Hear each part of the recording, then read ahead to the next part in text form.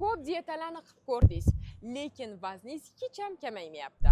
Natija bo'lmagandan keyin o'zingizga bo'lgan ishonchingiz tushib ketyaptimi? Meni ismim Barnoz Suleymanova.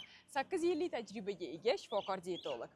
Hozirgi kungacha 28 mingdan ortiq insonlarga ortiqcha vazndan tez va samarali xalos bo'lishligiga sababchi bo'lib kelyapman.